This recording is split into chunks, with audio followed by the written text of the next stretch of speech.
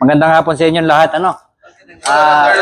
Ito na yung magandang balita at saka hindi magandang balita. Okay. Ngayon pala, nag-apology na ako sa inyo. Kasi inunahan ako eh. Hindi katulad nung nakaraan, naunahan ko sila. Sabi niya, if crew need pocket money, do not deliver more than $100. That is the pocket money, okay? Please do not pay bow or yung balance ng off-signer wages. Okay? On crew on board, we will remit their bank account immediately when they disembark. Okay?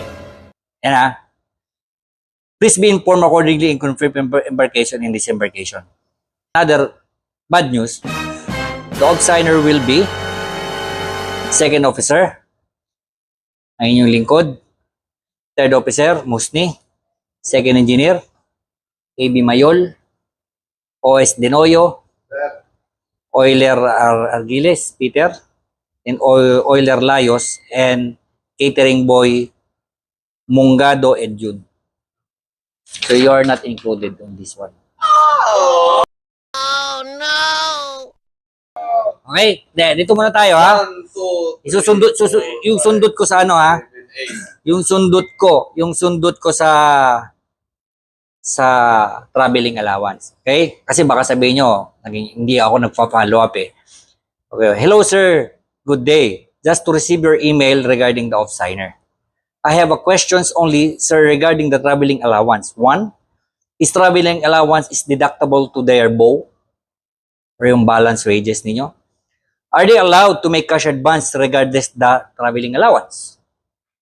My apology for the inconvenience, just would like to clarify only because I am new to our good company and the last off-signer was given their cash advance even the previous master. Thank you. Immediately sumagot siya. Good day, Captain. We don't want the off-signer crew to take cash advance. Oh my God! Only the 100 traveling allowance, which this also cash advance will be deductible from their salaries, and this is not a bonus. Okay? But this is not a traveling allowance. Hindi allowance, sir. Yeah? We prepare to keep cash on board for the vessel's needs and remaining crew cash advance allowance. Sorry. Okay? Yun ang doon. Yun ang masakit doon, Therefore, regarding kay Elec, wait for it. Here it comes. Almost there. it is a prank. Oh my God! Wow! Ito ang original.